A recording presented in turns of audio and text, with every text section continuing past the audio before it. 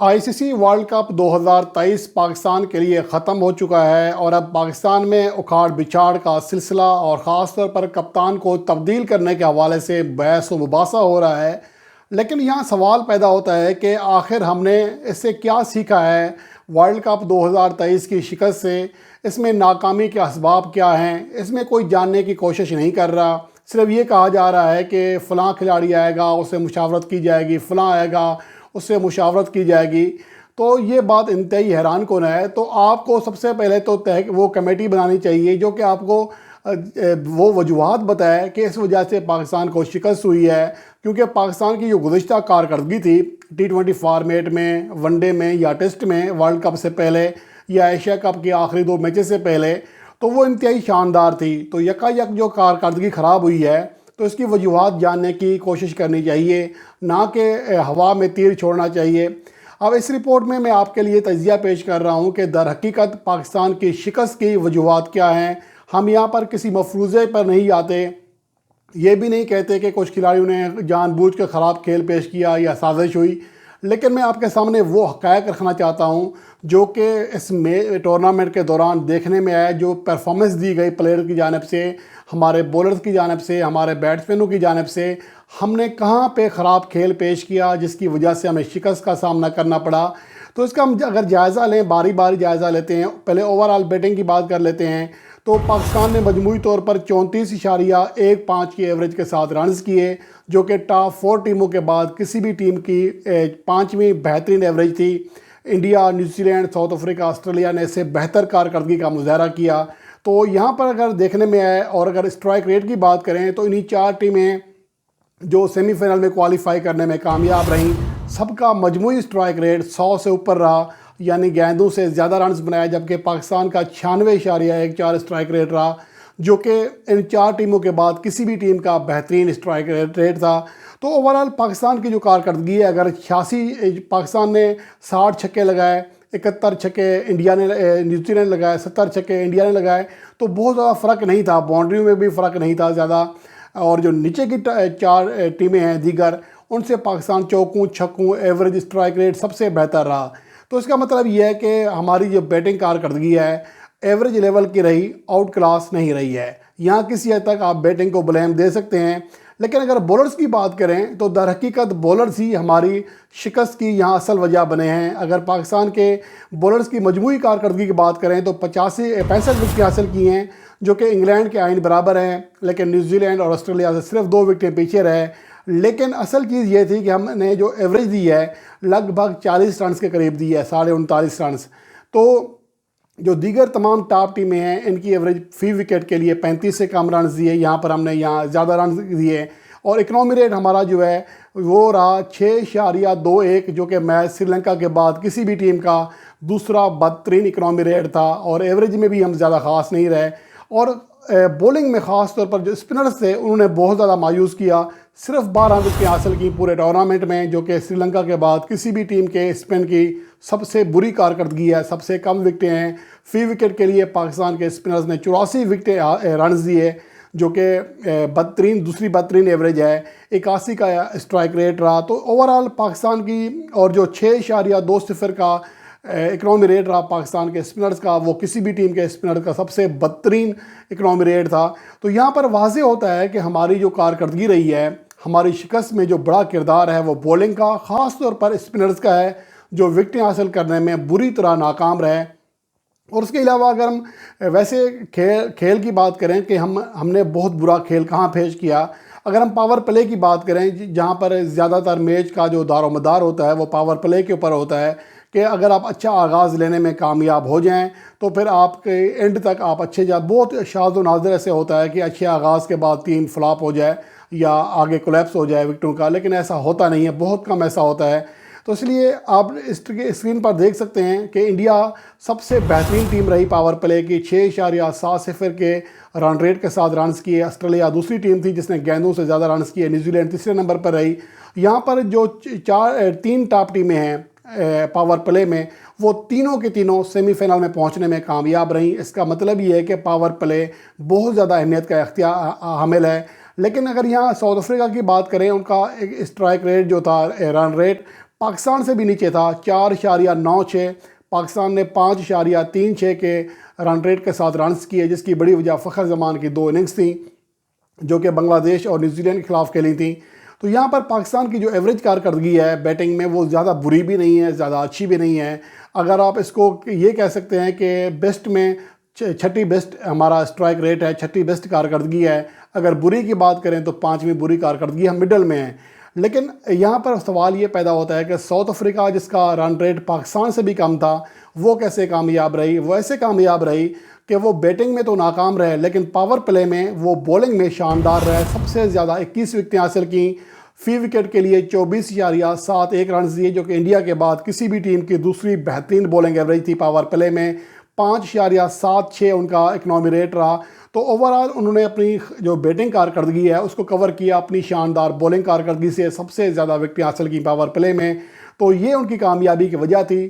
دوسری جانب اگر پاکستان کی بات کریں تو پاور پلے میں پاکستان کے بولر صرف 9 وکٹیں حاصل کر سکے 63 کی ایوریج کے ساتھ، جو کہ کسی بھی ٹیم کی بدترین ایوریج تھی پاور پلے میں۔ اور ایک وکٹ بنگلہ دیش کے بعد جو 1 وکٹ کے کم وکٹ حاصل کر سکے پاکستان کے مقابلے میں، ان کے بعد دوسری کم ترین وکٹیں پاکستان کی رہیں۔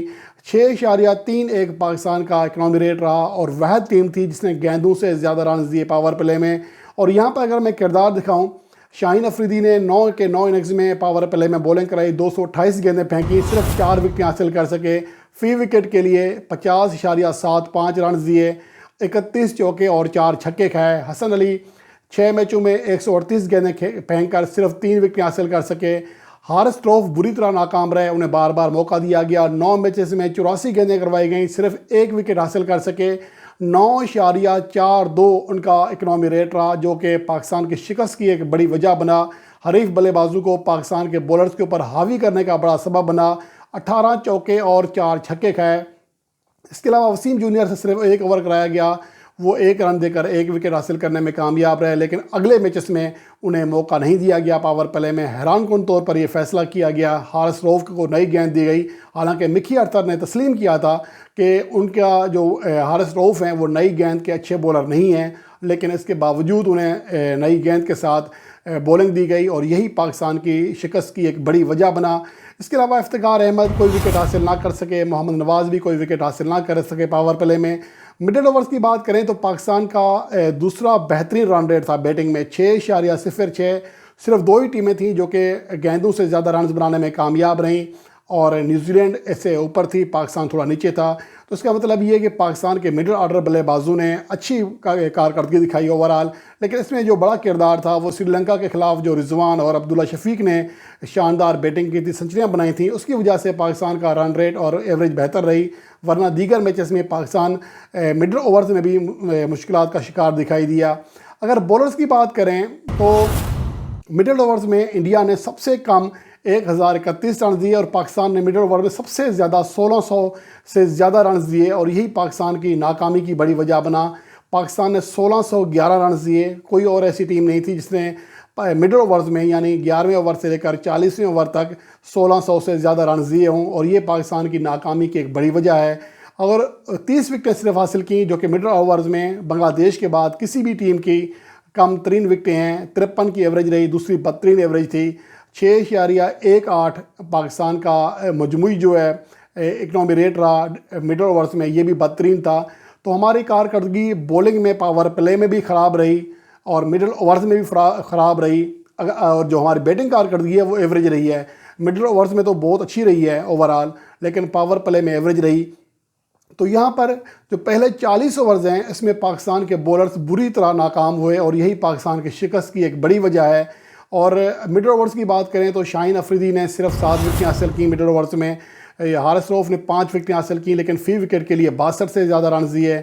حسن علی نے 5 وکٹیں حاصل کیں، افتخار احمد نے 4، لیکن آپ ایوریج دیکھ سکتے ہیں کسی کی 46 ہے، 69 ہے، 77 ہے، 100 رنز ہے۔ پاکستان کے اسپنرز بری طرح ناکام رہے مڈل اوورز میں، اور یہ پاکستان کی شکست کی سب سے بڑی وجہ تھی، مڈل اوورز میں پاکستان کے اسپنرز کا ناکام رہنا۔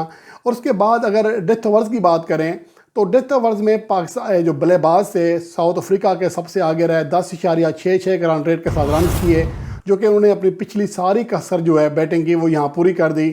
پاور پلے میں ناکام تھے، تو ڈیتھ اوورز میں انہوں نے اپنی ساری کسر پوری کی، کلاسن اس کی بڑی وجہ تھے۔ اور ڈیوڈ ملر بھی.